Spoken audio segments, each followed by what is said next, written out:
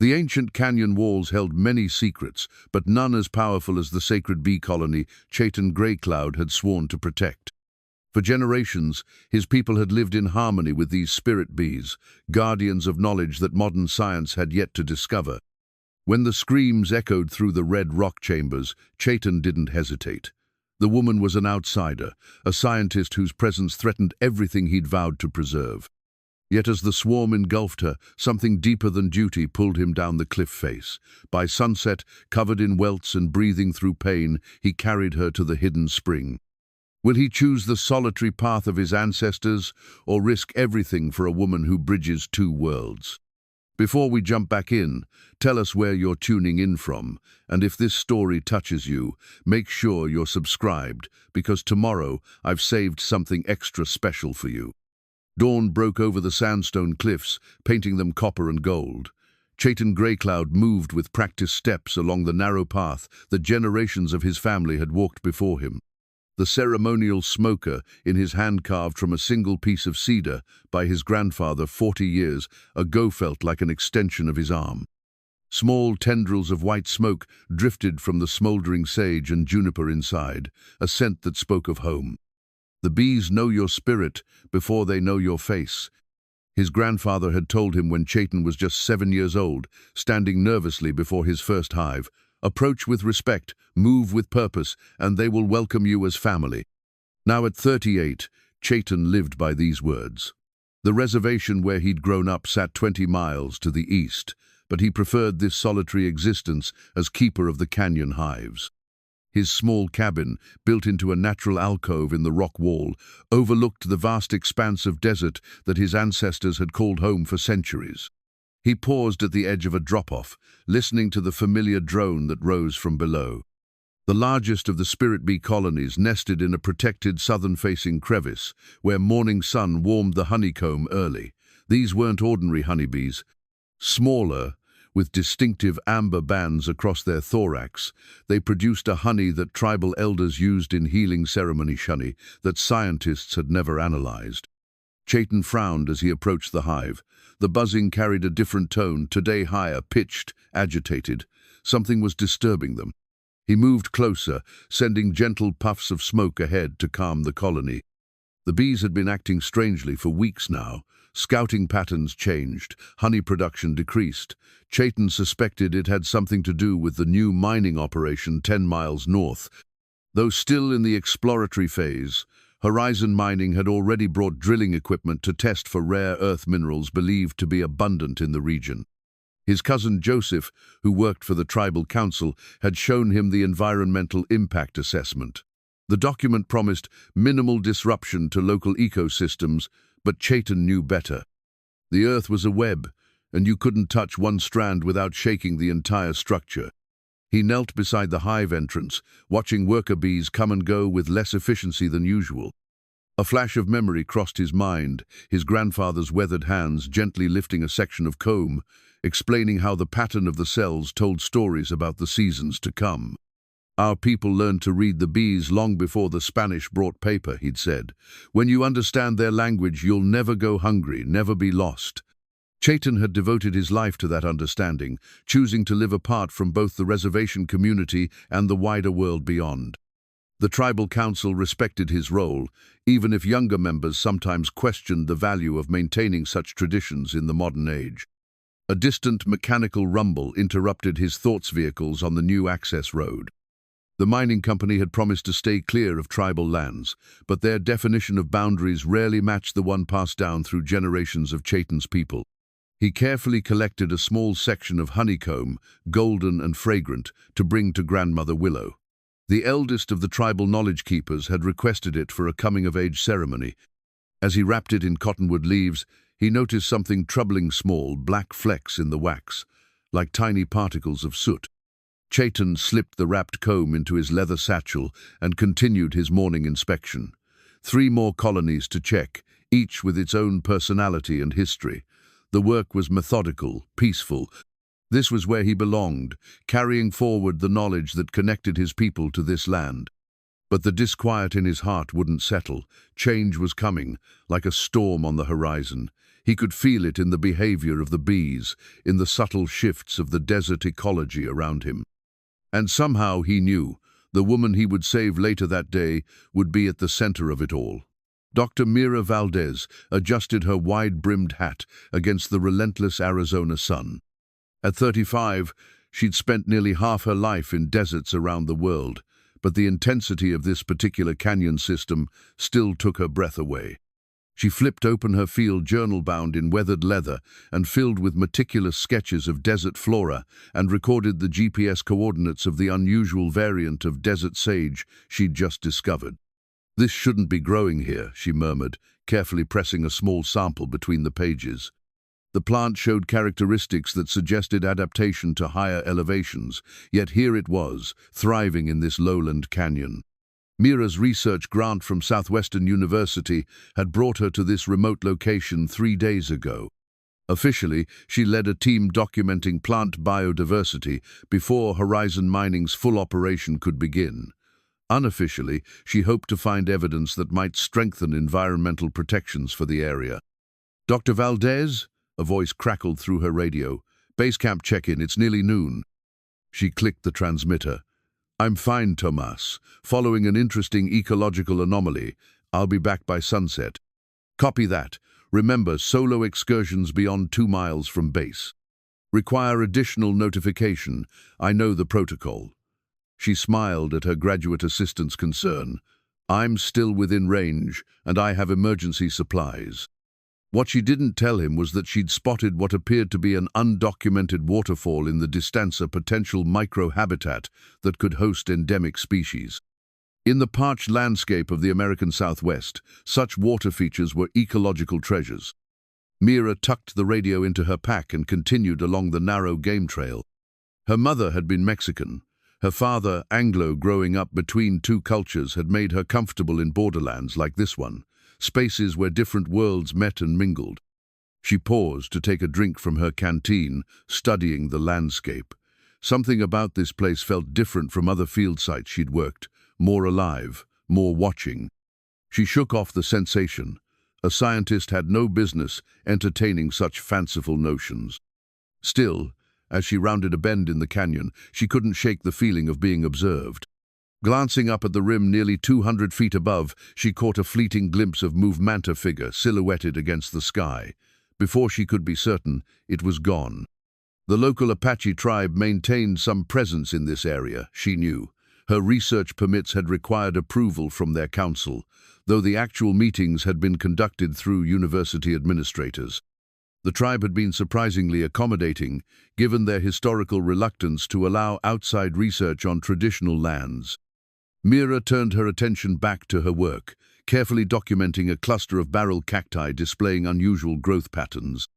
Her journal filled with observations, soil samples collected, light measurements taken, pollinator activity noted. This was where she felt most alive, not in university lecture halls, but in the field, where the true complexity of ecological relationships revealed itself. A soft buzzing drew her attention to a rocky outcropping ahead.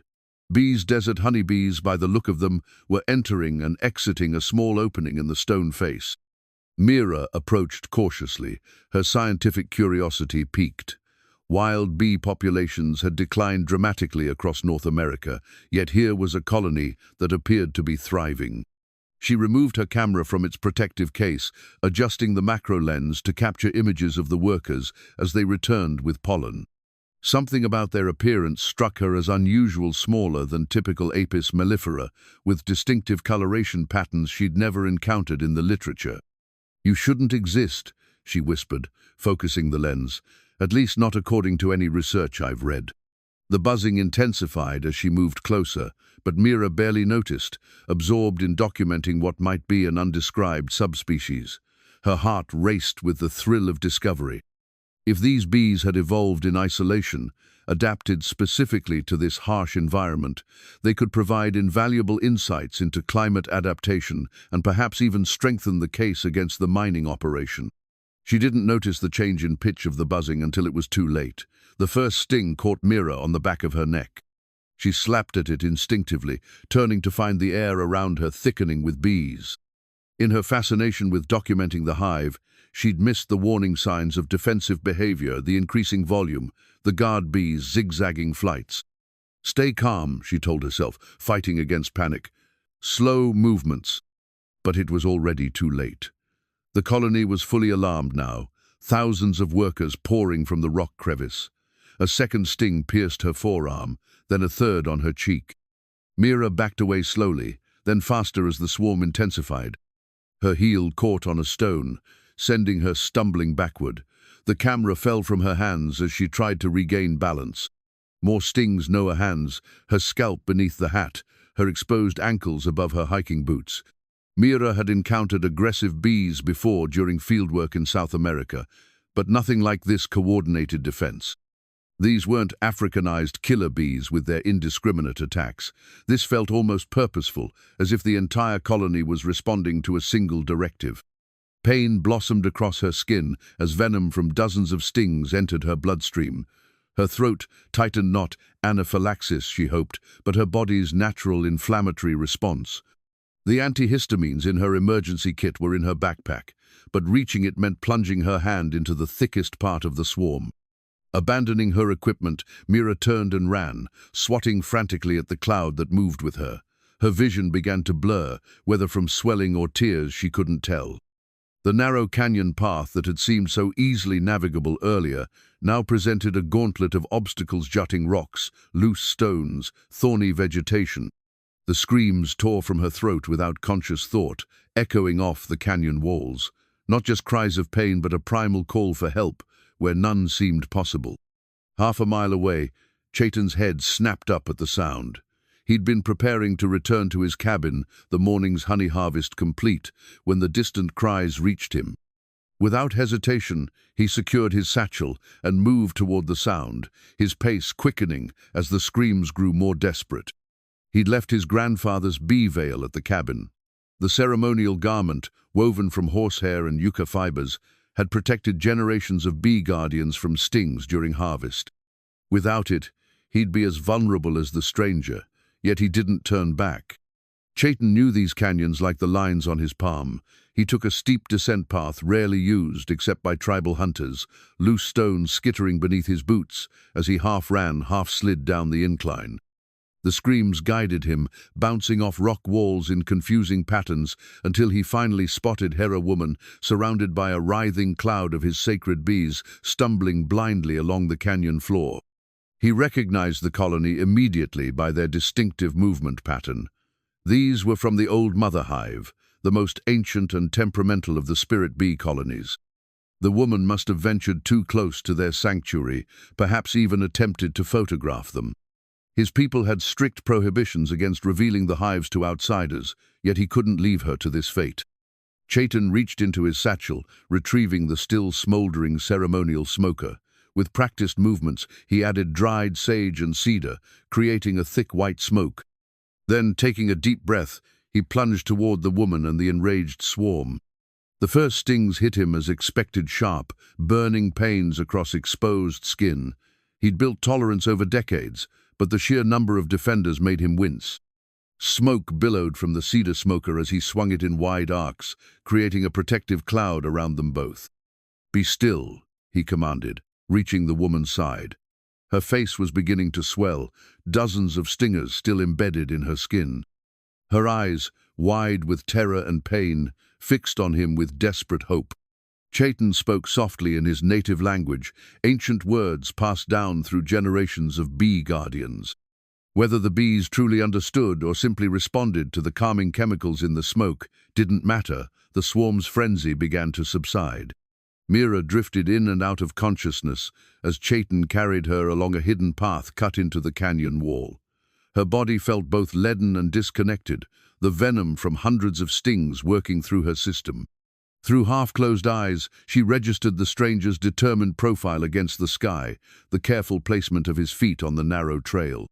"Stay awake," he said, his voice low and steady. "The medicine will work better if you're conscious." She tried to respond but found her tongue swollen, her lips numb.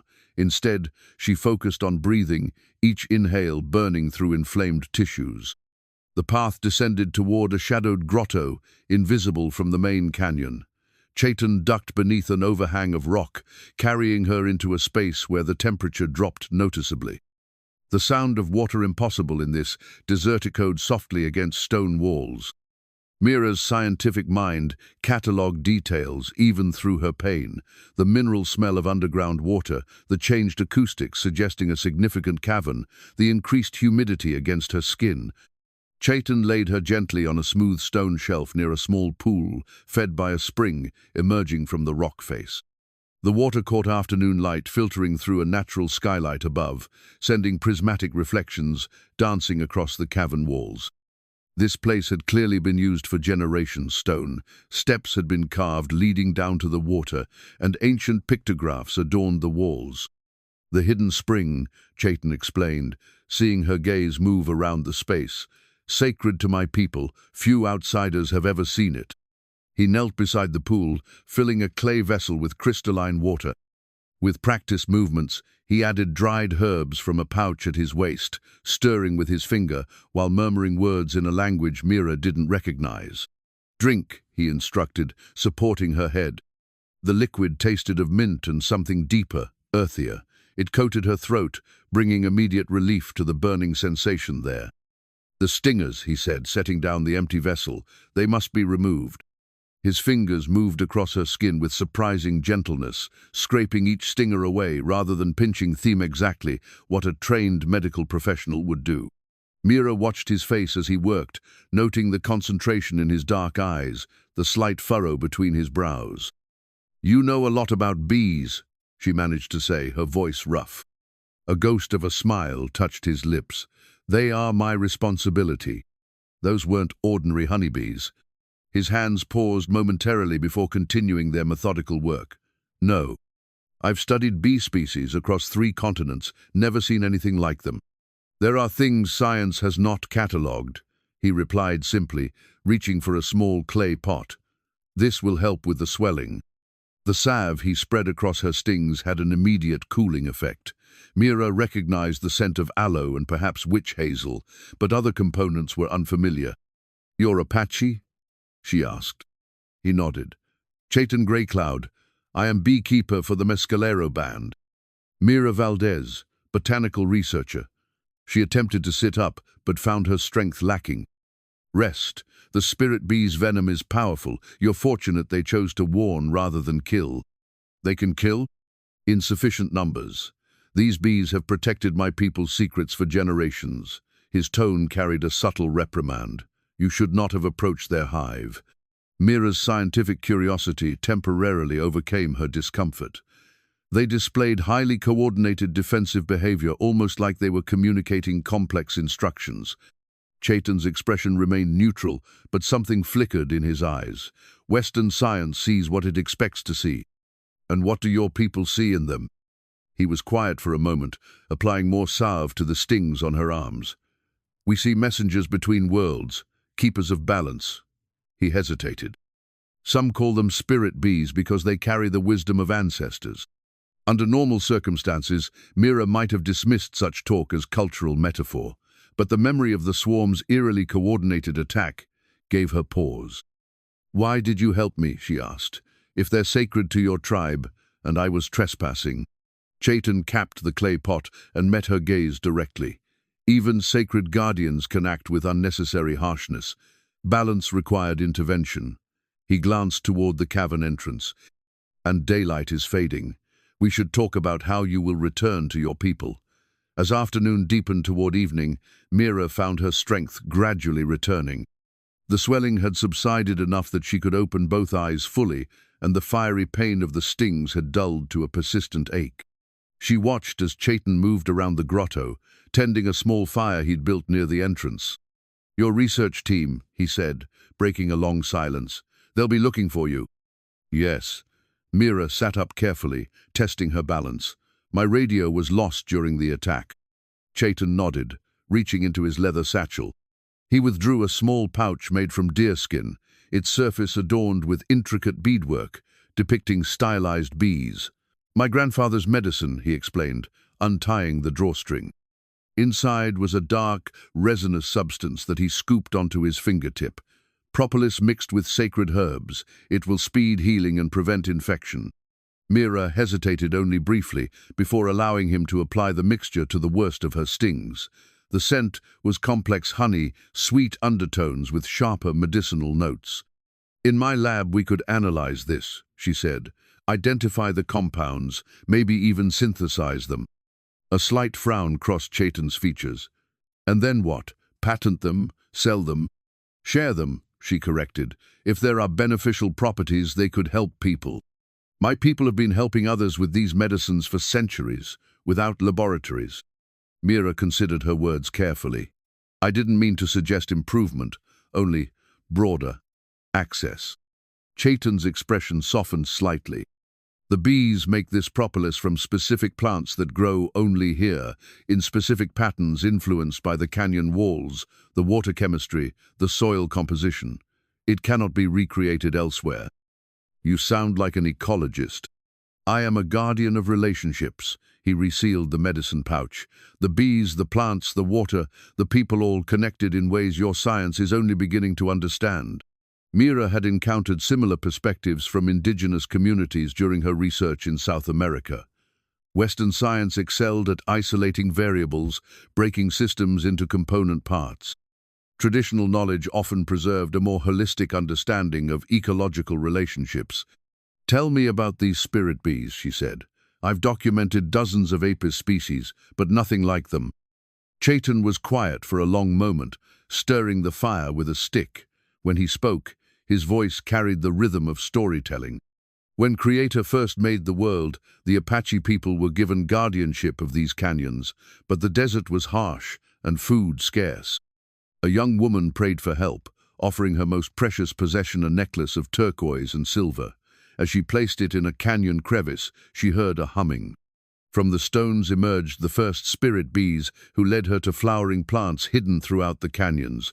They taught her which bloomed in drought, which held medicine, which would provide sustenance." He glanced at Mira, who listened with quiet attention. "The bees showed our people how to live in harmony with the desert. In return, we became their protectors. For countless generations, certain families have been chosen as beekeepers. My grandfather was one. Now I am." "And the bees are unique to this canyon system?" Mira asked. "They have never thrived elsewhere, despite attempts to relocate colonies during times of conflict." Chayton added another small branch to the fire. "They are bound to this place, as my people are." The implications for conservation biology were significant. An endemic bee species, co-evolved with local flora, possibly responsible for maintaining the unusual plant communities Mira had observed. "The mining company," she said quietly. "Do they know about the bees?" "They know only what they seek beneath the ground." Chayton's jaw tightened. "They've promised to respect tribal boundaries, but such promises have been broken before." "My research could help protect this ecosystem," Mira offered. "Endangered species designation would create legal barriers to development. Documenting our sacred bees for outsiders carries its own risks. Once revealed, things cannot be hidden again." The tension between their world hung in the air like the smoke from Chayton's fire. Yet Mira sensed he was weighing her words rather than dismissing them outright. As sunset approached, the grotto's interior was painted in amber hues. The day's trauma and the medicine's effects left Mira feeling simultaneously exhausted and hyper-aware, conscious of every detail, the spring's gentle burbling, the flickering shadows, and most of all, the presence of the man who had risked his own safety to save her. As dusk gathered, the hidden spring transformed. Waning sunlight filtered through the natural skylight, striking a particular formation of quartz-veined stone on the opposite wall.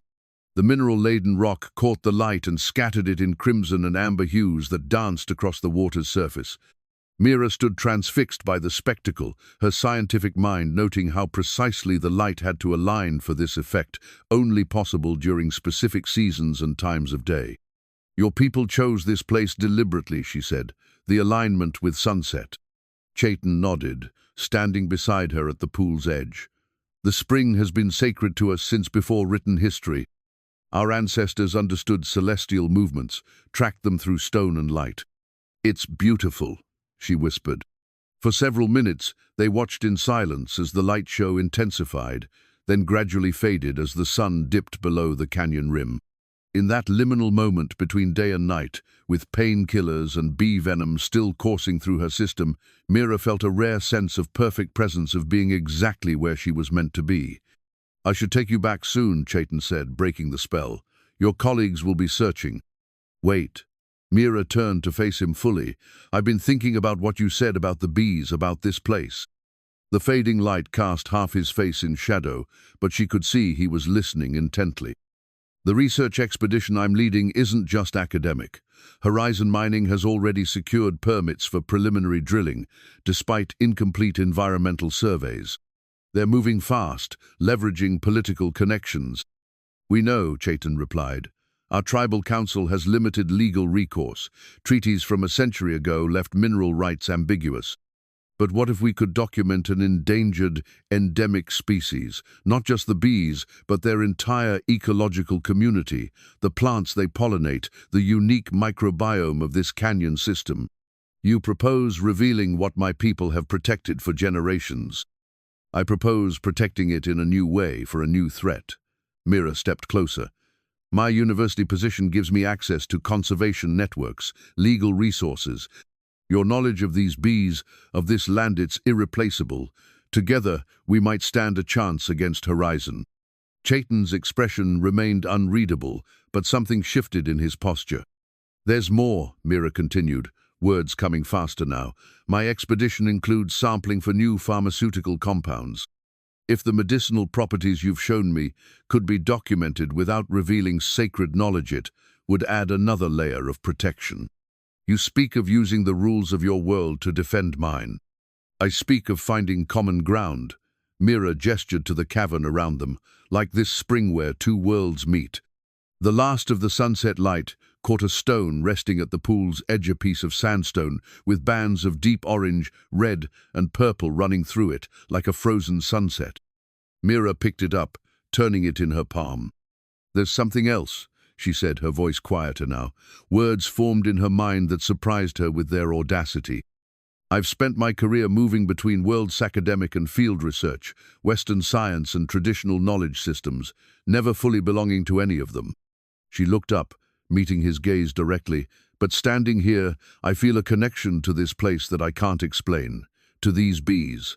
To," she hesitated, "to you." The silence stretched between them, filled with the gentle sounds of water on stone. "What I'm trying to say is, the proposal formed spontaneously, surprising even her. Join me, not just as an informal collaborator, but officially. My university could create a position, recognize your expertise." Chayton's eyebrow raised slightly. "And more than that." Mira felt her heart pounding, knew she was crossing boundaries faster than reason would dictate. "Take my hand in marriage, a union of our worlds, our knowledge systems. Together we could be guardians of this place in ways neither of us could alone." The words hung in the air between them, impossible to take back. Part of her wanted to attribute the impulsive proposal to the bee venom, to the mystical quality of this hidden place, to the day's trauma. But a deeper part recognized the truth in it, a connection that transcended their brief acquaintance. As night claimed the canyon, Chayton's face was illuminated only by the subtle glow of embers from the small fire. His expression combined surprise, consideration, and something else she couldn't name. Chayton's return to the reservation that night was marked by conflicted thoughts. After safely escorting Mira back to her research team's camper-tense encounter, where her colleagues' relief quickly gave way to scientific curiosity about her bee sting she'd made, the long trek home in darkness, guided by starlight and intimate knowledge of the terrain. Now, as morning broke across the reservation, he found himself sitting in the tribal council chamber, the scent of cedar and sage filling the air as 5 elders listened to his account of the previous day's events. "You revealed the hidden spring to an outsider," said Council Chairman Joseph Runningbear, Chayton's cousin and childhood friend. Though only 54, Joseph's hair had gone completely silver, giving him an appearance of authority that matched his measured tone. "I had little choice," Chayton replied. The woman would have died without treatment.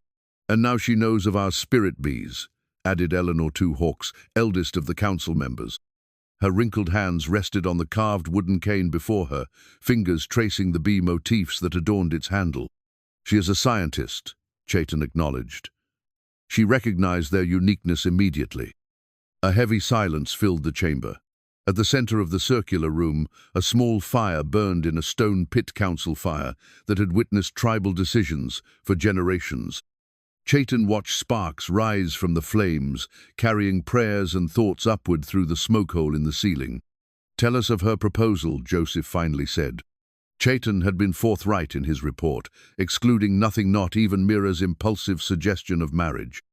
She believes that documenting the bees as an endangered species could create legal protection against the mining operation.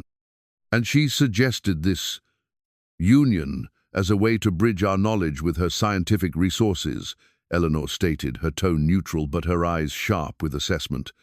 Yes. Elder Thomas Blackhorse, who had remained silent until now, leaned forward. Horizon Mining has filed expanded permits. Their geological surveys show the richest deposits extend beneath tribal landslands where our most sacred hives are located. This was news to Chayton. They cannot legally drill on reservation territory. They claim the new surveys show deposits accessible from adjacent Bureau of Land Management property, using horizontal drilling techniques.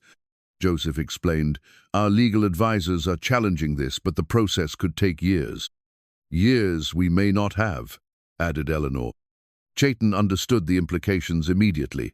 Even without physically entering tribal lands, the mining operation could disrupt the delicate hydrology of the canyon system, potentially destroying the springs that sustained the spirit bees.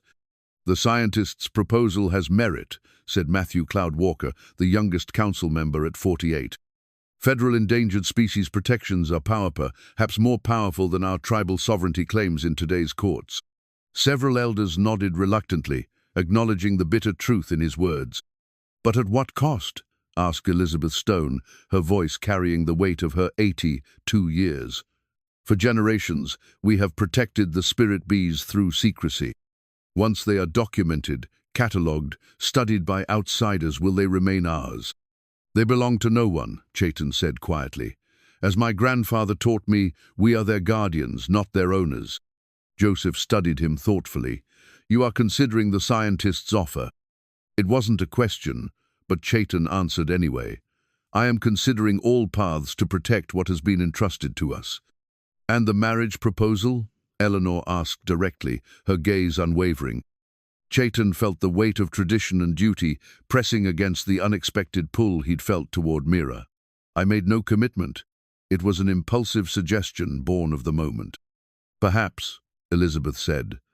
"Or perhaps it was vision. Speak. Sometimes truth comes most clearly through unusual circumstances." The council members exchanged glances, communicating in the subtle way of people who had worked together for decades. "We will consult with Grandmother Willow," Joseph finally declared. "As keeper of our oldest stories, she may have wisdom to offer. In the meantime, Chayton, you are authorized to speak further with the scientist, but make no commitments regarding our sacred bees or lands." Chayton nodded, understanding both the permission and the limitation being granted. As the council meeting dispersed, his cousin Joseph pulled him aside. "This scientist woman," he said quietly, "is she worthy of the knowledge she seeks?" Chayton thought of Mira's respect for the hidden spring, her quick understanding of ecological relationships, her passionate defense of the land against corporate interests. "I believe she might be," he answered honestly, "but one day is not enough to know a person's heart." Mira winced as Dr.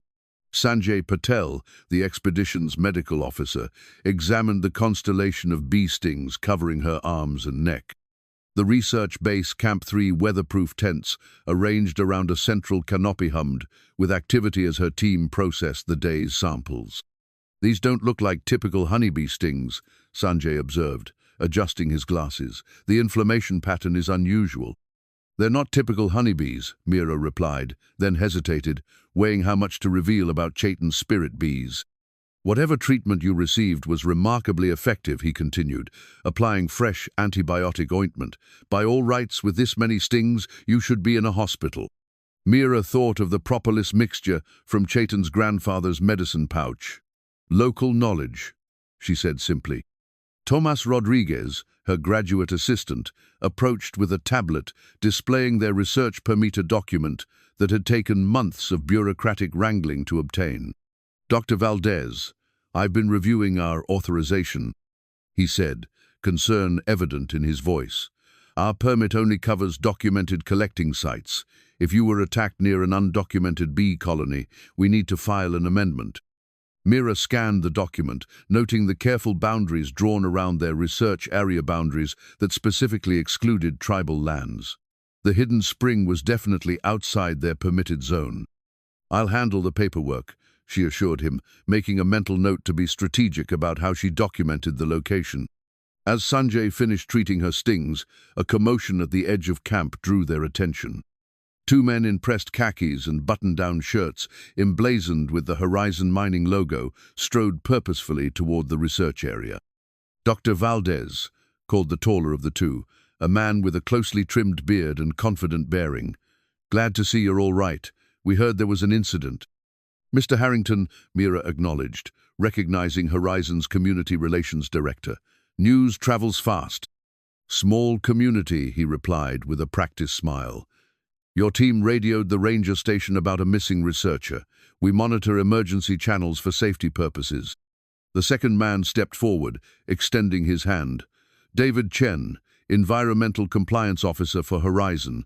We're very interested in your findings, Dr. Valdez. Your botanical survey is a critical component of our environmental impact assessment." Mira shook his hand with cool professionalism.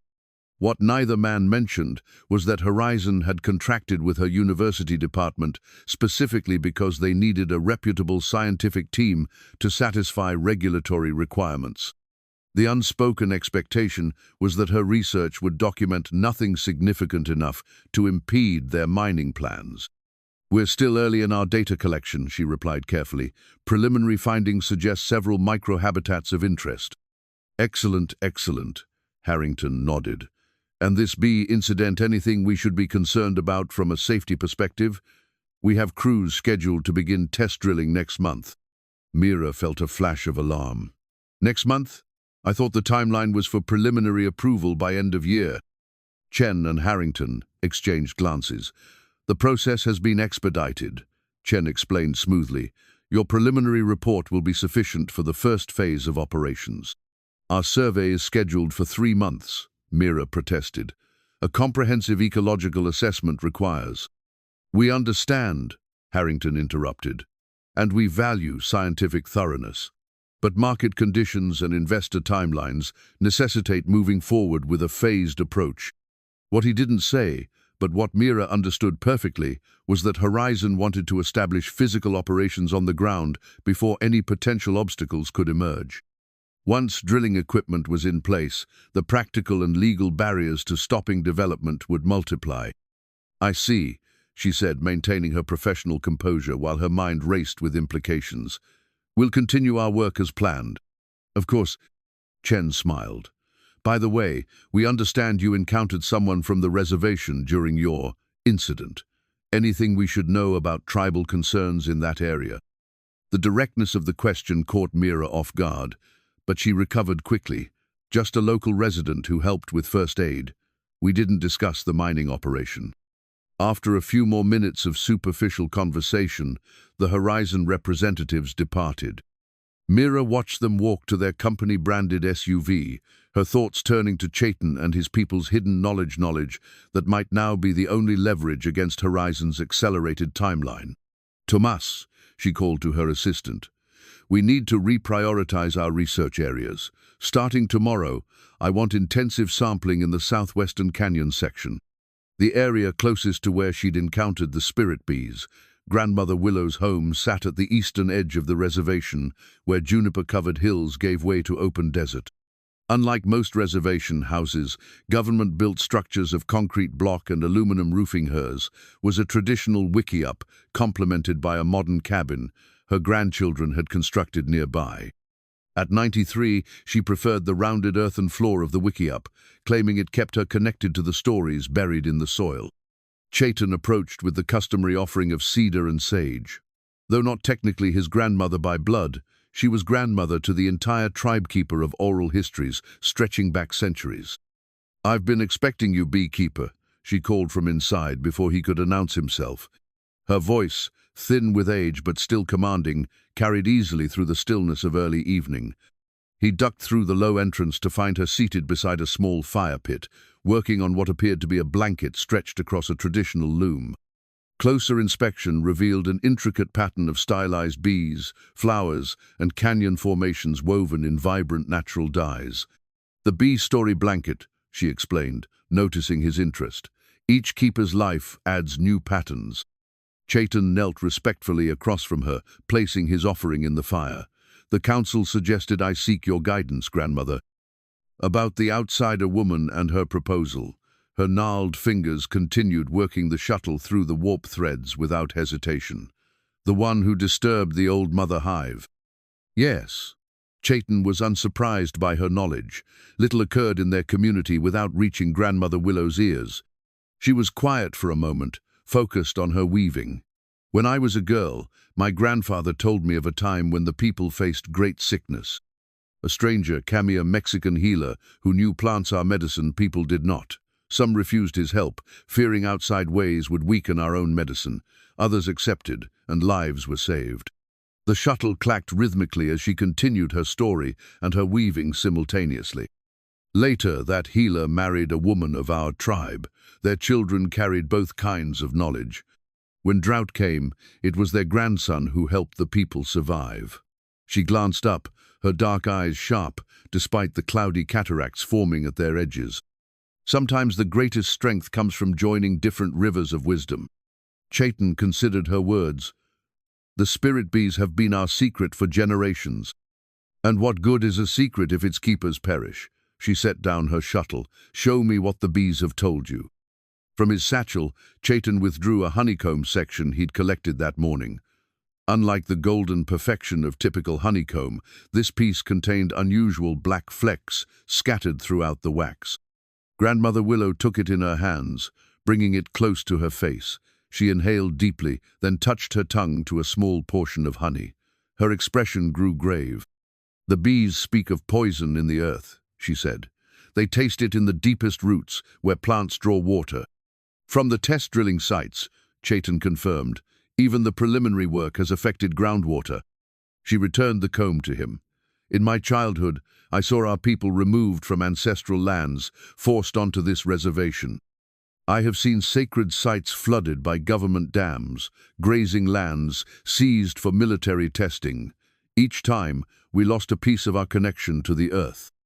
Her fingers returned to the blanket, tracing a spiral pattern that Chayton recognized as the symbol for continuity through change. "The spirit bees survived because they adapted, finding new flowering plants when old ones disappeared, building hives in different locations as the climate shifted. Yet they remained true to their essential nature." She fixed him with a penetrating gaze. "Can you do the same, beekeeper? You believe I should accept the scientists' proposal?" "I believe you should listen to what the spirit bees are telling you." She gestured to the comb. "They sense danger, coming danger that our old ways of protection may not withstand alone." Chayton felt the weight of her words. For generations, isolation and secrecy had preserved their sacred knowledge. Now Grandmother Willow seemed to be suggesting a different path. "There is a prophecy," she said, resuming her weaving, "passed down from the time of our first beekeeper.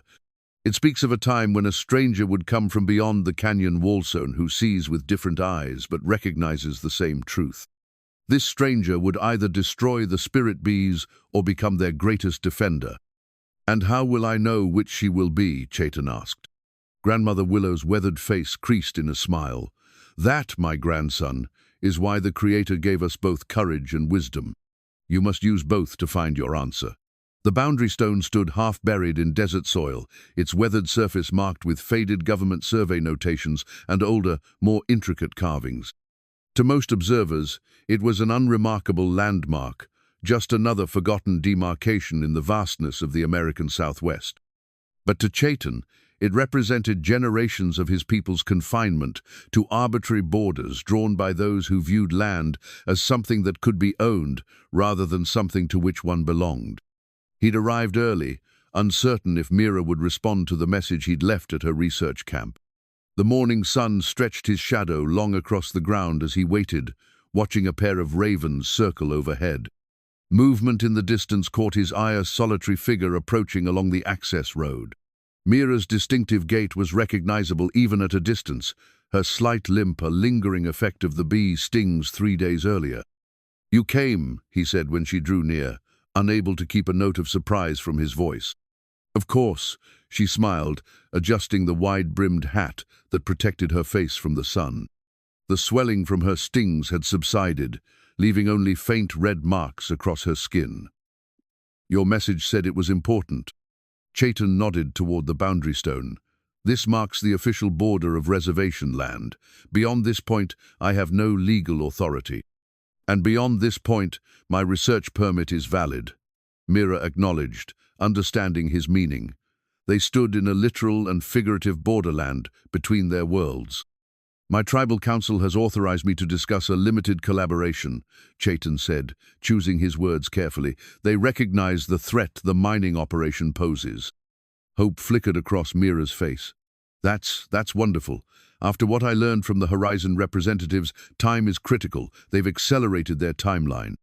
So our council discovered through legal channels." Chayton gestured toward a shaded area beneath a cluster of desert oaks. "Walk with me?" As they moved away from the boundary marker, Mira updated him on her research team's findings, botanical anomalies that suggested the spirit bee's influence extended beyond tribal lands, creating unique pollination patterns that supported rare plant communities. "The ecosystem doesn't recognize human boundaries," she concluded. "These bees are keystone pollinators for a much larger habitat than anyone realized." Chayton listened intently, struck by how her scientific observations aligned with traditional knowledge passed through generations of beekeepers. "My people have always understood the bees as connectors, beings that maintain balance across the land." Exactly. Mira's enthusiasm was palpable. In ecological terms, they're engineering a microclimate that supports biodiversity far beyond what this arid environment should sustain. She withdrew a tablet from her pack, displaying graphs and distribution maps. "Look at the plant diversity gradient. It peaks around the canyon system and extends outward in a pattern that defies typical desert succession models."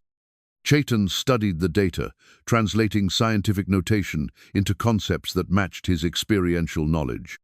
"The spirit bees travel specific routes, what my grandfather called medicine paths. They follow water sources that run beneath the surface. Underground aquifers," Mira nodded, "which is exactly what Horizon's drilling would disrupt. If your university documented this as an endangered ecosystem, we'd need to classify the bee species first," Mira finished his thought, "which would require specimens, habitat documentation."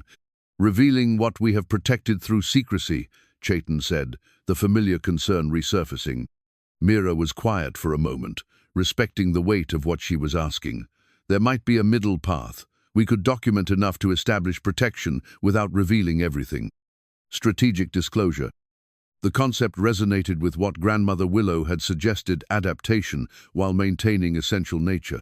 "There's something else you should see," Chayton said, reaching into his satchel. He withdrew the honeycomb sample with its troubling black flecks.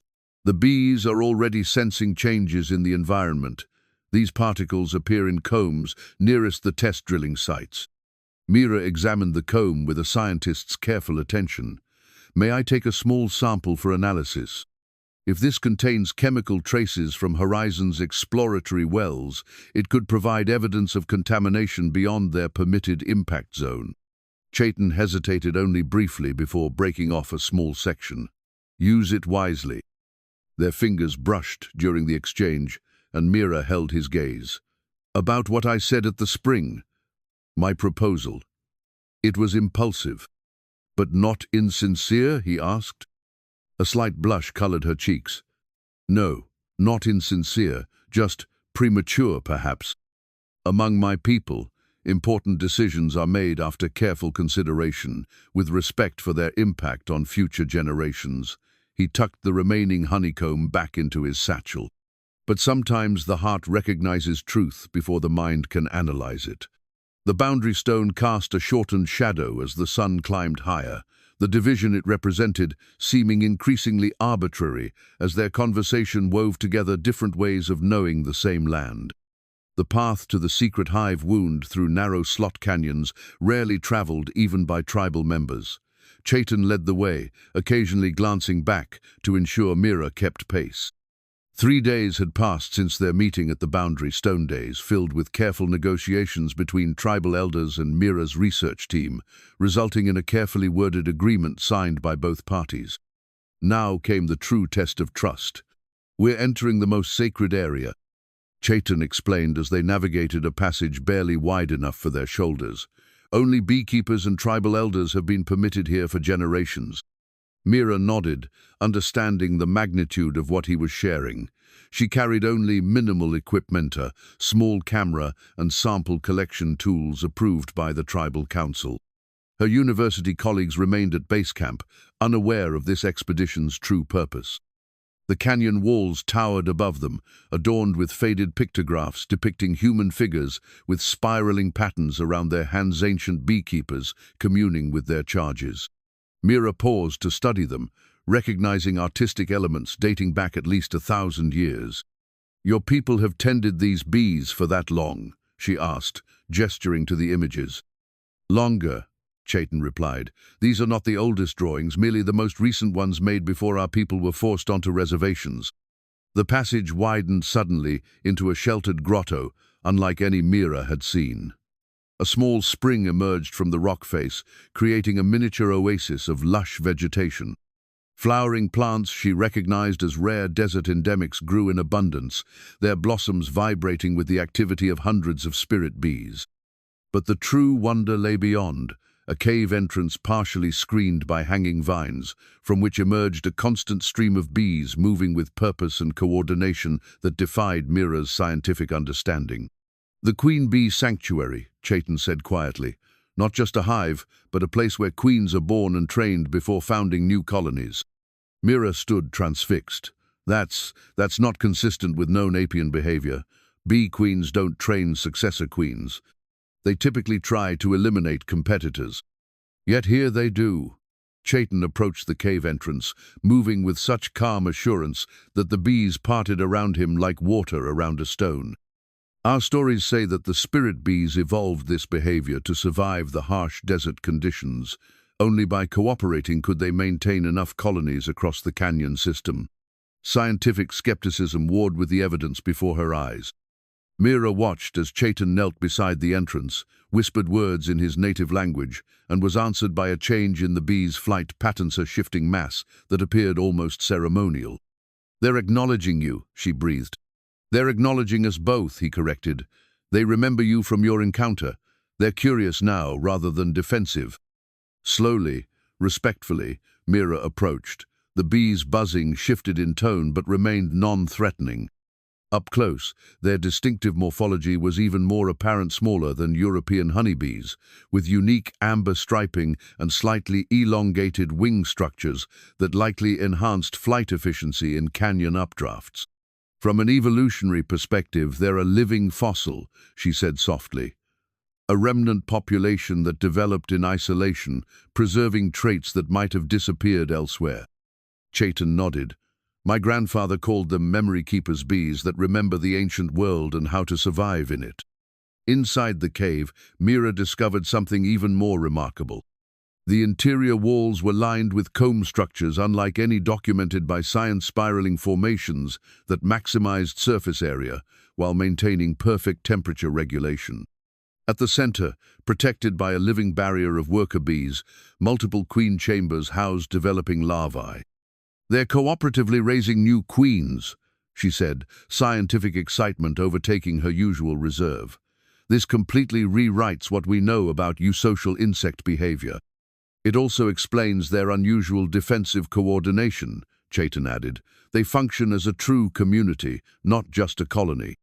The implications were staggering. Beyond their scientific importance, these bees represented an evolutionary path that could inform conservation efforts worldwide as climate change threatened conventional bee populations. "This isn't just a unique species," Mira said, carefully photographing the structures without disturbing the bees. "It's an entirely different model of survivalone that prioritizes cooperation over competition. If we could understand how they've adapted, then perhaps humans could learn the same lesson," Chayton finished, watching her face as she made connections between scientific principles and the traditional knowledge his people had preserved. In that moment, surrounded by the gentle hum of creatures that had survived in this harsh landscape for millennia, the distance between their worlds seemed to vanish. Western science and indigenous wisdom converged on the same truth. Everything was connected, and survival depended on recognizing those connections. Chaos greeted Mira and Chayton as they approached the research base camp. Additional vehicles had arrived during their absences leak corporate SUVs, bearing the Horizon Mining logo, alongside university-branded trucks that hadn't been there that morning. Lab equipment was being hastily packed into crates while heated discussions took place beneath the main canopy. "What's happening?" Mira asked, approaching Thomas, who was protectively gathering research samples. Before he could answer, a tall man in an expensive suit detached from the central group and strode toward them. "Dr. Valdez, there you are, and with company." His gaze flicked dismissively over Chayton. "Mr. Harrington," Mira acknowledged. "I wasn't aware Horizon had scheduled a site visit today." "Not just Horizon." He gestured toward a distinguished older man in academic regalia, conversing with several researchers. "Dean Armstrong flew in personally. We've been waiting for you." The dean of her university's College of Sciences noticed her arrival and excused himself from his current conversation. "Mira," he called, using her first name with the familiarity of a long-time mentor. "Where have you been? We've been trying to reach you for hours." "Field research, Richard," she replied coolly, "as specified in our grant parameters." Dean Armstrong's smile tightened. "Yes, well, circumstances have changed. I've been reviewing your preliminary findings with the Horizon team. Very impressive work, enough to satisfy the environmental assessment requirements." Alarm bells rang in Mira's mind. "My team has barely begun our survey. We've identified several ecosystems requiring extended study before any conclusive." "That won't be necessary," interrupted a new voice. A sharply dressed woman approached, hand extended. "Elaine Woodward, Vice President of Operations for Horizon Mining.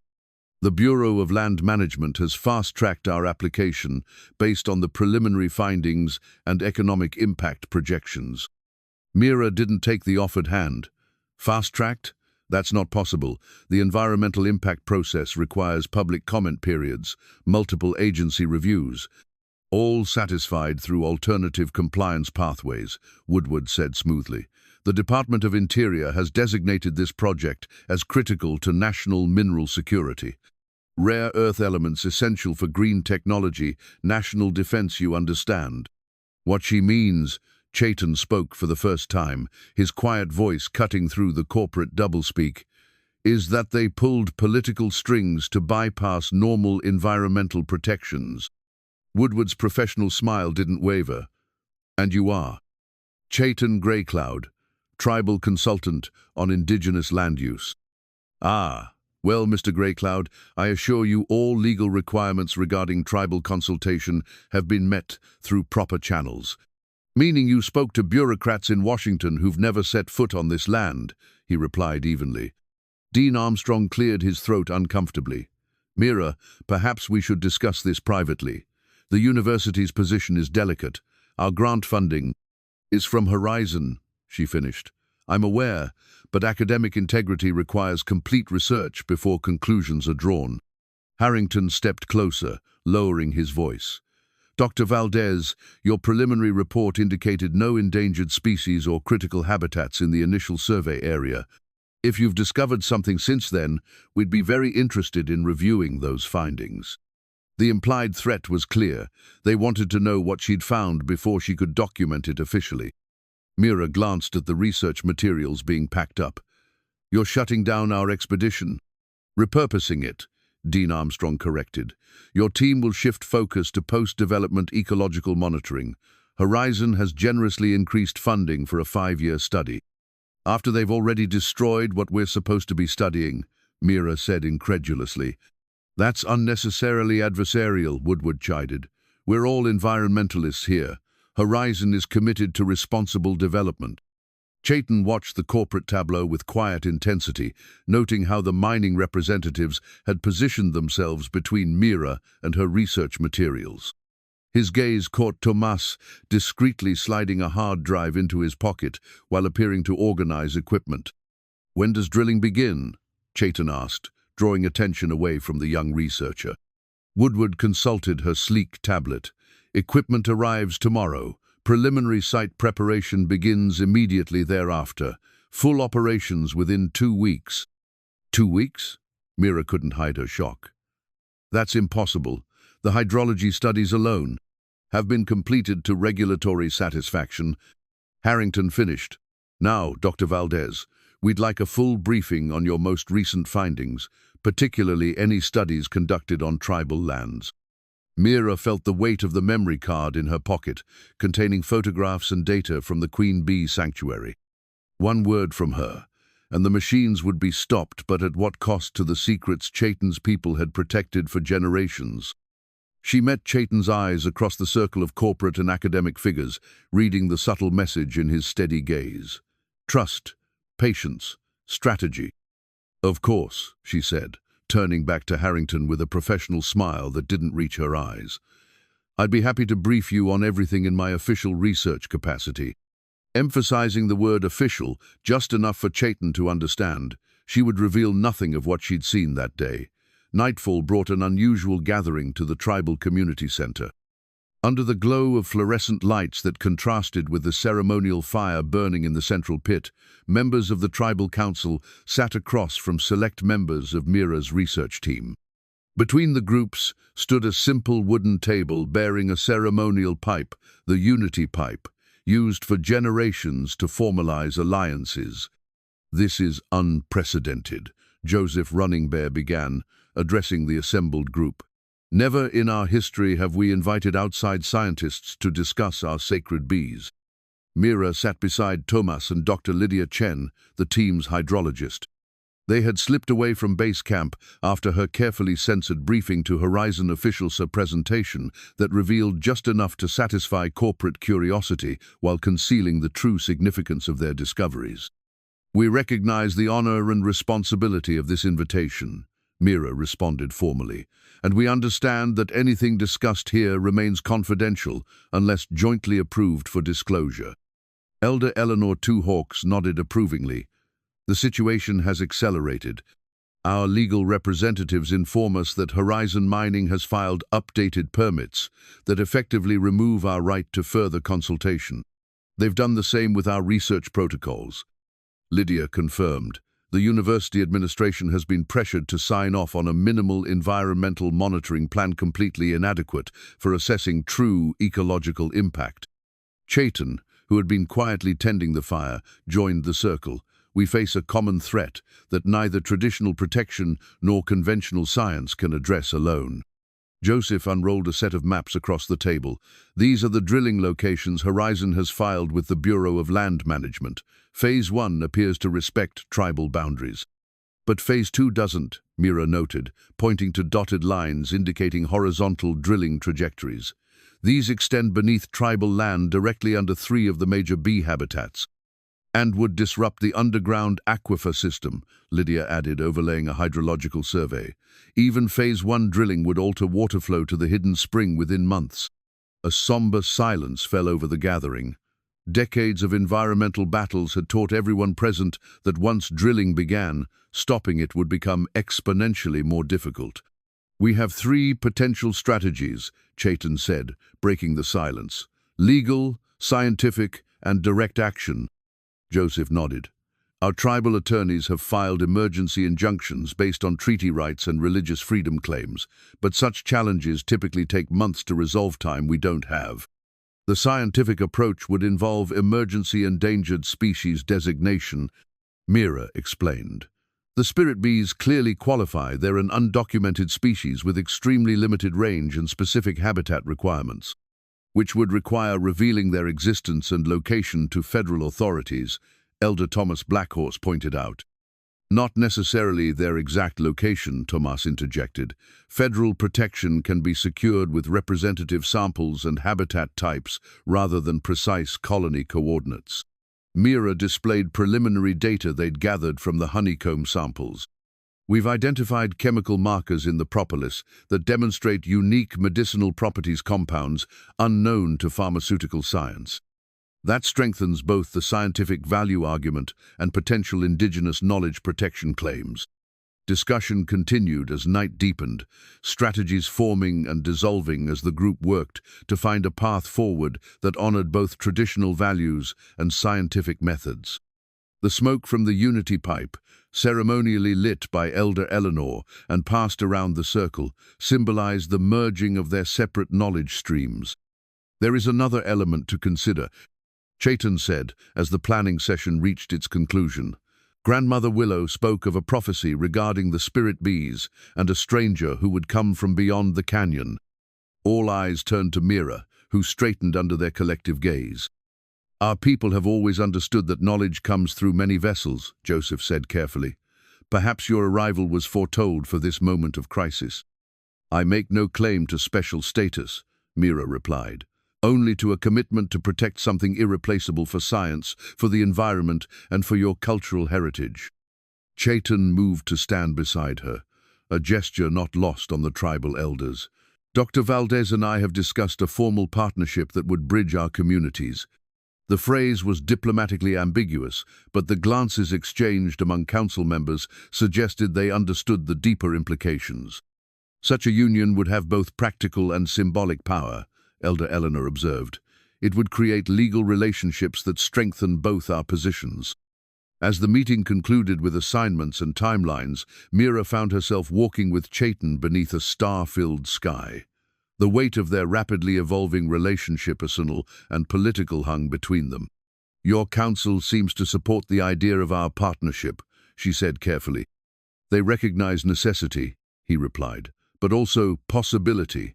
His hand found hers in the darkness, a private confirmation amid their public alliance.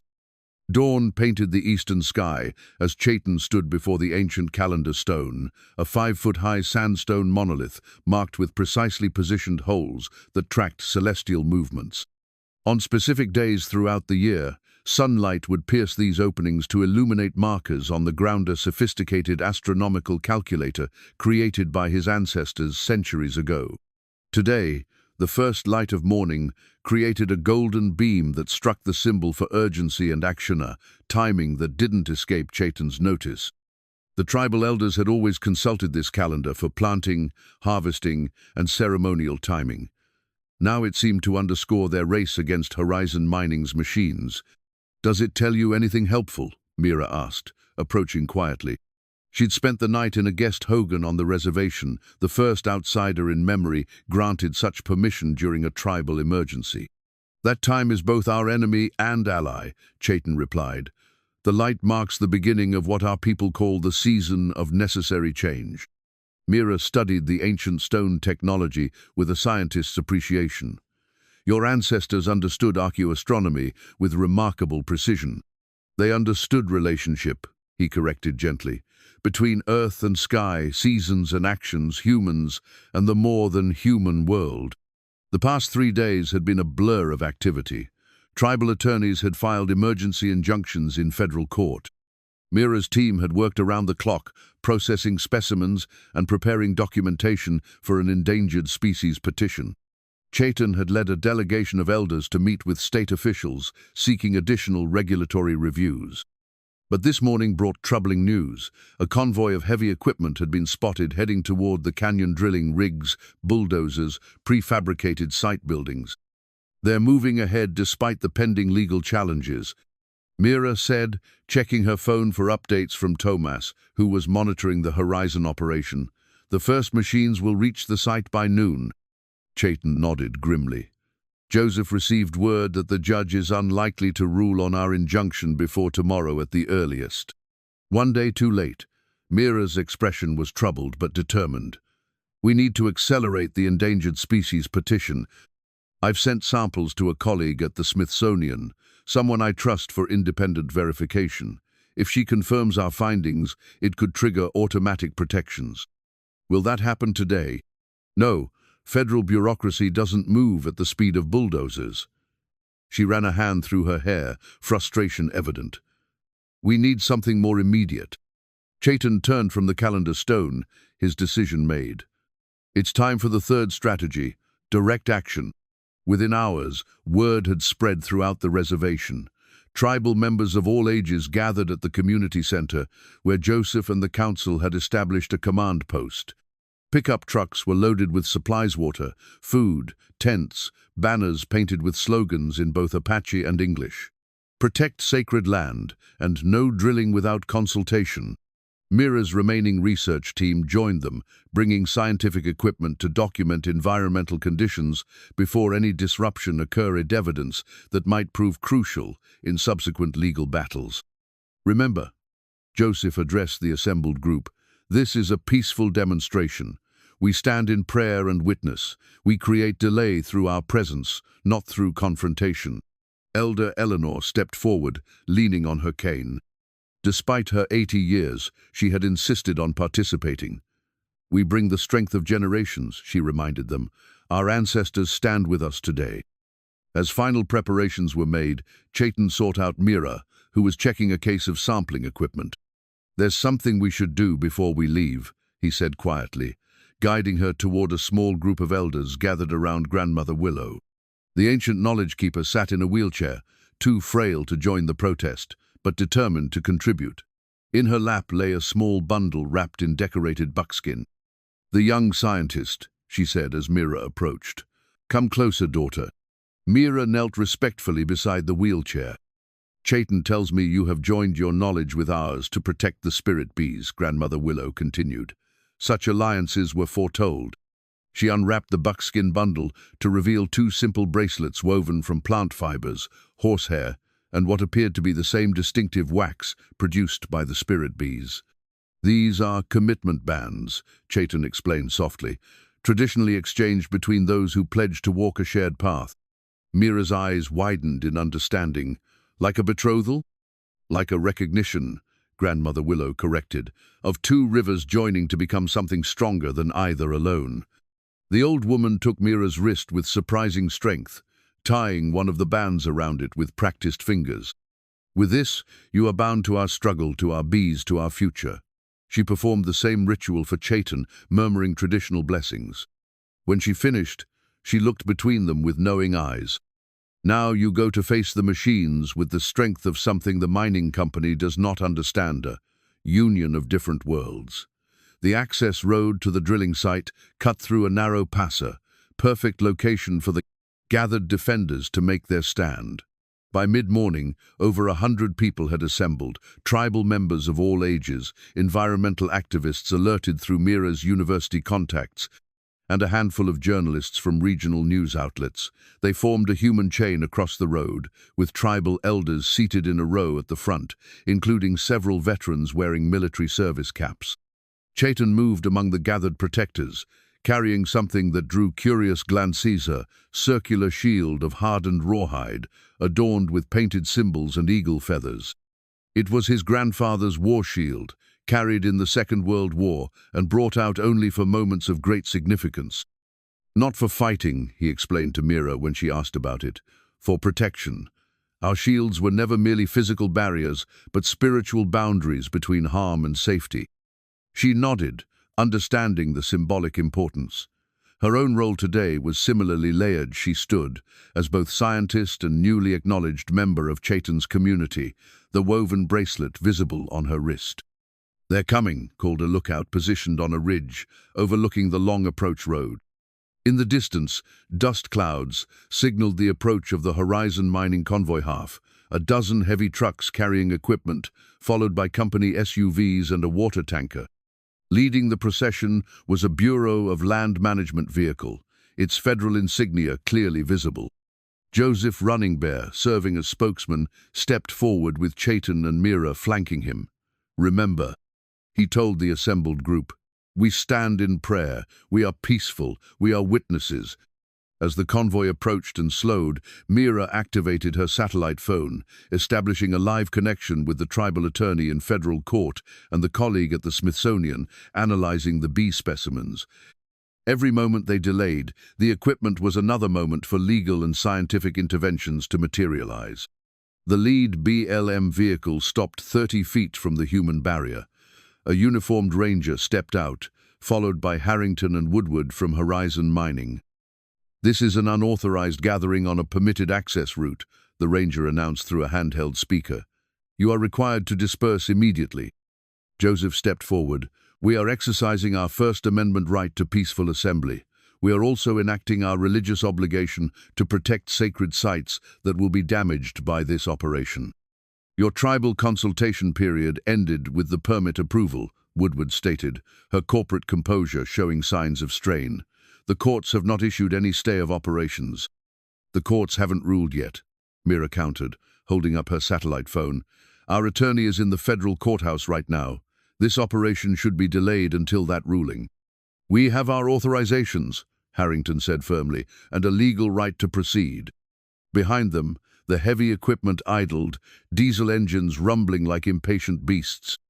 The drilling rig's tower, partially collapsed for transport, still loomed over the senior visible harbinger of the transformation they intended for the landscape. The standoff continued for tense minutes, neither side willing to escalate or retreat. Journalists moved through the scene, cameras capturing the confrontation. Chayton noted with satisfaction that the media presence created a crucial layer of accountability. Then something unexpected happened. From beyond the ridge came a familiar sound, the distinctive buzz of spirit bees, growing louder by the second. A small swarm appeared, circling above the gathering but not approaching aggressively. What the hell? Harrington stepped back instinctively. Chayton and Mira exchanged glances. These bees had traveled miles from their territory, something they rarely did. Elder Eleanor's voice rose in a traditional song, joined by other tribal members. The bees responded, their flight patterns shifting to create spiraling forms above the human gathering. This is ridiculous, Woodward said, though uncertainty had crept into her voice. Ranger, can you clear this roadway? The BLM officer looked uncomfortable. Ma'am, with elders, veterans and media present, any removal would need to be carefully. He was interrupted by the sound of an approaching helicopter. All eyes turned skyward as a news chopper appeared, the logo of a national network emblazoned on its side. Perfect timing, Thomas said quietly to Mira. Your media contacts came through. The arrival of national news coverage shifted the dynamic immediately. Woodward pulled Harrington aside for a hurried consultation, while the BLM ranger spoke into his radio. Chayton, holding his grandfather's shield, stood unwavering. The spirit bees continued their aerial display, as if bearing witness to this confrontation between different conceptions of value, progress, and relationship with the land. They know, he said to Mira. Somehow, they know what's at stake. Sunset painted the reservation in hues of celebration copper, gold, and amber, mirroring the distinctive coloration of the spirit bees themselves. The community center overflowed with people gathered to mark their victory, temporary though it might be.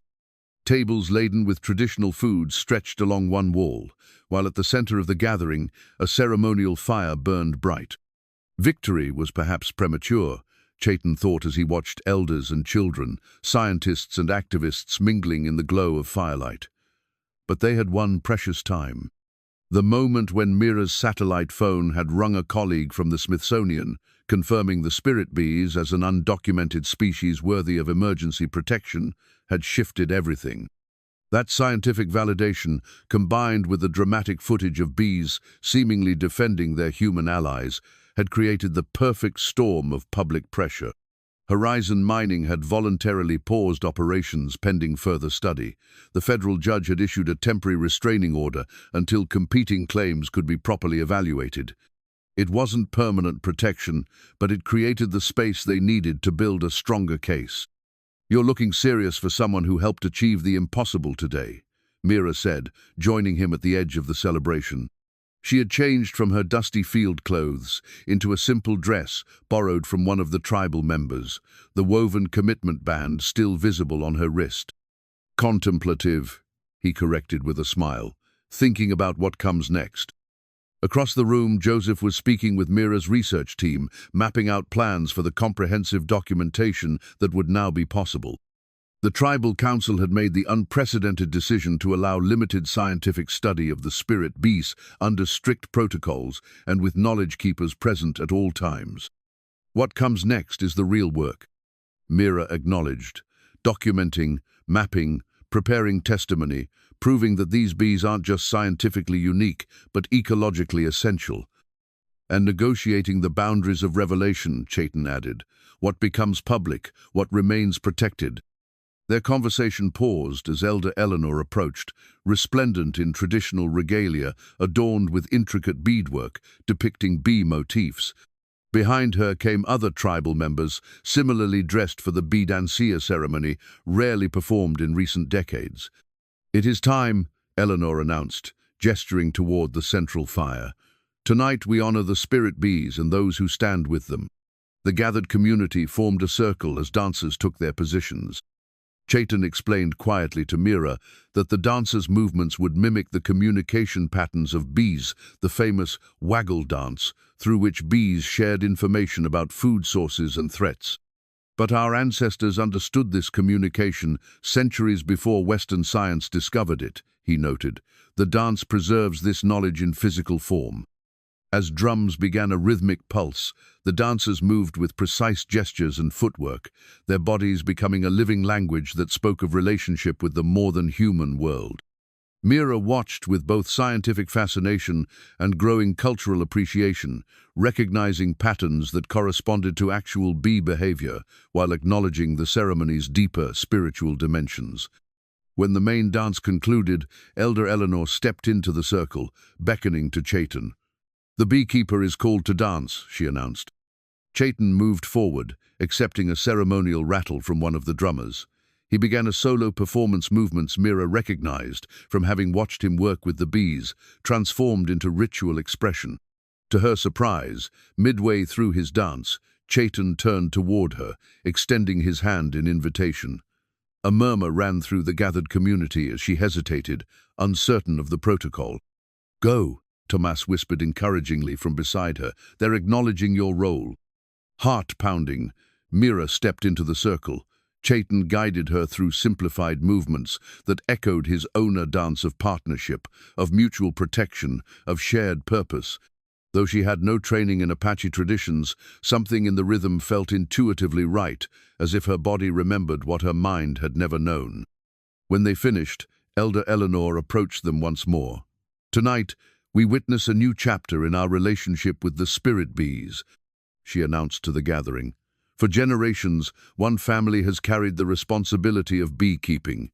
Now, that circle widens to include new knowledge, new guardianship." She placed her hands on their shoulders, one on Chayton, one on Mira. "The tribal council has heard Chayton Graycloud's request for blessing of his union with Dr. Mira Valdez. We recognize this union as both personal and communal, a bridge between worlds that serves the greater balance." Mira's eyes widened, meeting Chayton's gaze with a question. He had formally asked for the tribe's blessing of their relationship, a significant step beyond the commitment bands grandmother Willow had given them. "If you still wish it," he said quietly, for her ears alone. The firelight caught the flecks of amber in her eyes as she smiled. "I do." 1 year later, Chayton stood at the edge of the canyon, watching the spirit bees move between flowering cacti in the late afternoon light. Beside him was a structure that embodied the integration of two worlds, a hybrid hive that combined traditional Apache beekeeping methods with modern scientific monitoring equipment. The wooden structure, built using designs passed down through generations of his family, housed a thriving colony. Small sensors discreetly placed within and around it gathered data on temperature, humidity, bee movement patterns, and honey composition without disturbing the bees' natural behaviors. Solar panels powered the equipment, which transmitted readings to both the Tribal Environmental Office and Mira's research laboratory at the university. "They're expanding their territory," Mira noted, joining him at the canyon edge. She carried a tablet displaying a map of recently documented bee activity. 3 new colonies established in the eastern canyons this season. Chayton nodded, satisfaction evident in his expression. The oldest queens are training successors again. They sense the land is safe. The past year had brought hard-won victories.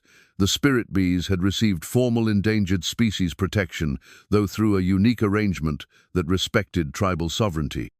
Rather than publishing exact locations of colonies, the designation protected their entire habitat ecosystem and the underground aquifer system essential to their survival. Horizon Mining had eventually withdrawn their permit applications after a combination of legal challenges, scientific evidence, and relentless public pressure made the project politically untenable. The canyon system had subsequently been designated as a joint tribal federal conservation area, with management protocols that centered indigenous knowledge while incorporating scientific research. "The students are arriving," Mira said, gesturing toward the path where a group of young people approached tribal youth alongside university biology students participating in the newly established Spirit Bee Conservation Program. The educational initiative had been Mira's brainchild, but was structured around Chayton's traditional knowledge. Together, they taught a new generation to understand the bees through both indigenous and scientific perspectives, creating future guardians equipped to protect the species in a changing world. "Grandmother Willow would have loved to see this," Chayton said quietly. The venerable knowledge keeper had passed away during the winter, but not before witnessing the marriage ceremony that had formalized Chayton and Mira's union in both tribal and legal terms. "She saw enough to know her prophecy was fulfilled," Mira replied, touching the silver and turquoise wedding band that complemented the woven commitment bracelet she still wore beneath it. "She told me before she passed that the spirit bees had chosen both of us as their messengers. Their marriage had created ripples far beyond their personal lives." Mira's position at the university had evolved into a unique joint appointment that allowed her to live primarily on the reservation while conducting research and teaching. Chayton had been recognized as a fellow of the university's Indigenous Knowledge Program, bringing traditional ecological practices into academic discourse without compromising sacred information. As the students gathered around the hybrid hive, Chayton began the day's lesson, the way he always had, with the story of how the spirit bees first came to the Apache people, teaching them to live in harmony with the harsh desert environment. Mira followed with scientific context about the bees' unique evolutionary adaptations and ecological significance. The integration wasn't always seamless. Tensions sometimes arose between different ways of knowing, between protection through secrecy and protection through documentation. But the partnership, both personal and communal, had created something stronger than either approach could have achieved alone.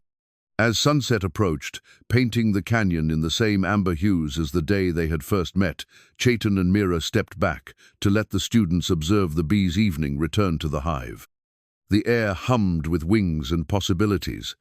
In the distance, near the highest canyon wall where the queen bee sanctuary remained, protected from all but a few knowledgeable guardians, they spotted something remarkably a mating flight, with new queens spiraling upward into the golden light, preparing to establish colonies that would continue the ancient lineage. "New beginnings," Mira said softly, her hand finding Chayton's. "And old wisdom," he added, completing the circle. Together they watched the bees dance against the sunset, tiny embodiments of resilience, adaptation, and the delicate balance between preservation and evolution that marked their own unlikely union.